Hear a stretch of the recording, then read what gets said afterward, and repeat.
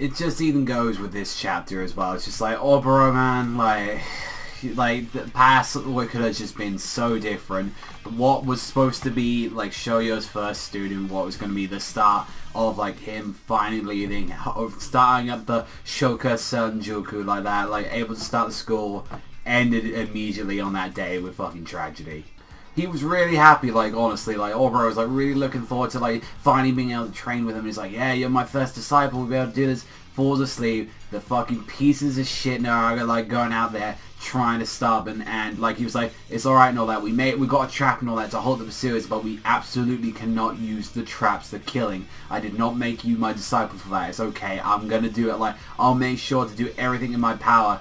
And Oboro, even without like everything of that, like, to do that, and it's like, you know, we gotta get out of there without killing, and it's like what he did instead, which is stab himself in the fucking chest, and it's like, it's alright, I gotta do this, I'll get out of here and all that. And it's just like, I was like, oh, what, you know, oh, what the fuck's going on and all that. It's like, you know, like, we found out how many pursuers and all that, and it's like, wait a fucking minute and all that. But it's like, you know, like, what happened after this situation is like, you know, like, how are you still alive? And it's like, I really liked and all that, like, you know, that certain situation that was like happening. It was like, oh wow, like, you know, like, they immediately found out. It was like, oh, by the way, you know, like, he would have easily killed you and all that. And it's like, you know, a child like you and failed to kill him like that. It's like, get the fuck out of there, you piece of shit, like that. And they all just immediately start stabbing him and all that. And it's like, he didn't fail to kill me, he just didn't kill me. It's just like, you know, Sensei would no longer kill anyone. He's just like, and he won't do that. Pulls out the fucking trap, takes all of them out, and it's just like, I'm sorry, Sensei, I can't do this, like that.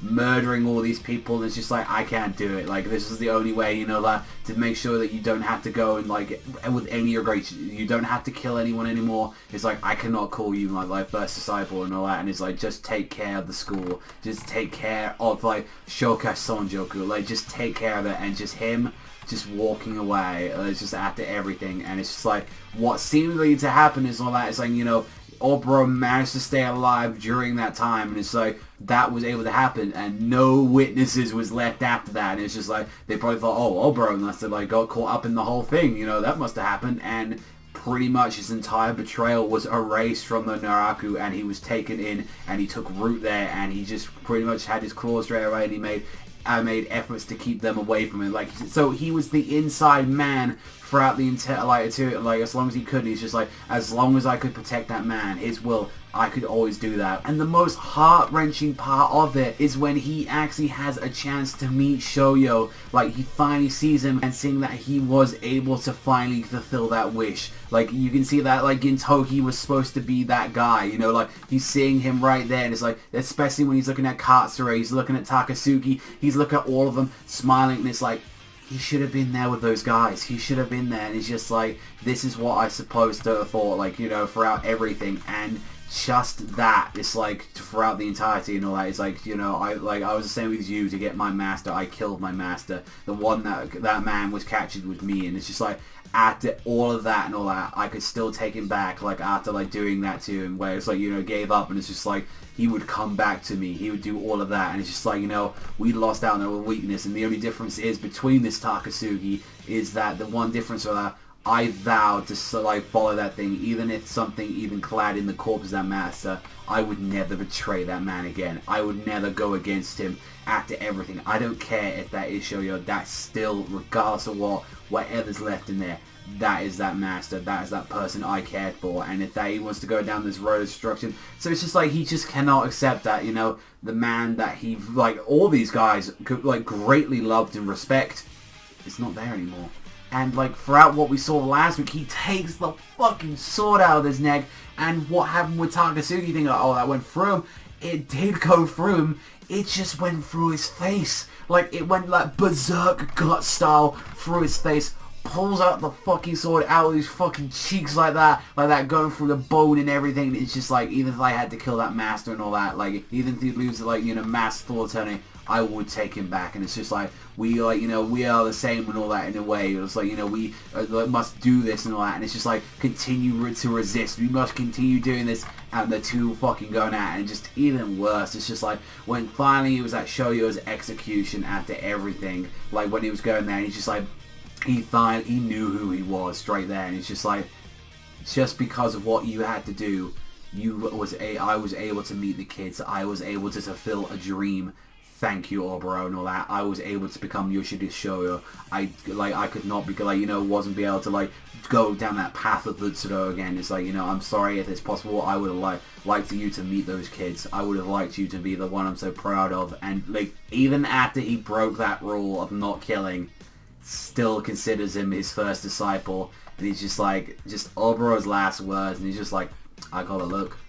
You're all those little disciples you got that are so you're so proud of, and just Takasugi, man, just there with the blade, not looking back as Oboro is slain right there. The last bit of that blood probably gone from his body now.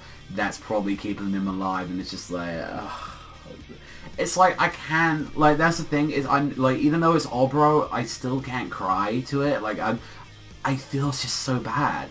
That's just the thing. It's it's not where I'm oh my god, so I'm so bad for him. He did things in a very fucked up way.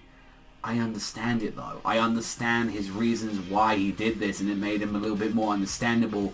He's done some incredibly fucked up things though to get that way, and even though he tried to keep Shoyo in the shadows as long as possible, but he couldn't do it any longer like that, and it's just and he just came up in this twisted head of his that's the man I'm so proud of and all that, regardless of what and all that. I thought maybe at the end I could take him back. That's the way I can do it. Maybe I can get him away from the students. He was being selfish at the end of the day, that. He could have, either regardless, he could have tried to escape, he could have done something, but it's in his own, he thought of his own different ways, I could keep Shoyo safe this way, I can keep him away, and it's I can let him fulfill the dream if I have to sacrifice myself for it, and, I have a lot of respect to that. It's just for this man's happiness, I'm willing to give up my own, and it's that's one of the greatest sacrifices that you can do in this world, and, yeah. I feel bad for him. I don't know if I have respect for Oboro, because, just the way that he handled things, and I feel a lot of people are coming into this, with Oboro especially, is, not mixed, but just, you feel shitty, but you're not, that completely, oh my god, just tear up, and it's, just the bit that hurt me the most was the path that they could have perhaps walked, together. It might have been that time. It's just that last little bit of the chapter, that, and just Oboro just looking at the kids and seeing Takasugi, and he's just yeah, those kids you're proud of, I got a good look at them. That, I finally saw what you saw in them, and it's just oh, fuck, man, that, that, it's just and we still got the villain of everything that Utsuro, which is just gonna hurt more, because it's I don't want you guys to kill Utsuro, but it's because regardless of what, Shoyo's in there, man. He's in there, and it's just that's gonna hurt Gintoki more, or any of the others, if they kill this man and he finally comes to at the end. That's gonna fucking hurt. And I really respect this chapter 4 and all that, what it's trying to do. I guess that's just because I'm always, it's still weird to me being me going, oh, Oboro, I fucking hate you. And then I'm going, oh, Oboro, like that. And and I guess that's the whole point of why, why do they have similar, character designs to Gintoki? It's because that's what's supposed to show, is that Gintoki could have gone the same path. Gintoki went down that lighter path, even though it's still a lot of darkness in his way. And it's just I guess it's a kind of relatable thing, is that both of them did a ton of suffering, through their lives for the man that they cared about, and both people took a different way, where one person just lingered to the past, that Gintoki just pushed on to the future. And that's why the two are such parallels to each other, and even though that they have the same center point from where they started from. I'm going to leave off the chapter from there. I really did, respect this chapter in some ways that I did it. And it's just, it still feels weird to me to, be to Oboro and just go, oh, it's man, Oboro went out. And just, Takasugi with the fucking blade in his mouth is the badass. And I am looking forward to probably next week or the week after, so I can get back to that really, being hyped to get, because that's the thing, I can't get hype. I can't, because it's so depressing. Because it's, not cry-worthy depressing, but I'm just oh, fuck.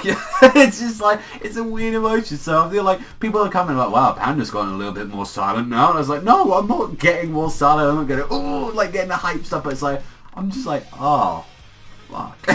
It's just like, ah, shit, man. This just hurts. This isn't like feel good chapters for the past 2 weeks. It's been like, I feel like an asshole, but then as well, it's like, it's a mixed bag and all that when it comes to that. But I'm gonna leave it there. Thank you very much for watching as always. You know, if you love Gintama as much as I do and have a lot of respect for it, you know to hit that like, you know to hit that subscribe. Thank you very much for watching as always, though, guys. I'll see you guys though next time.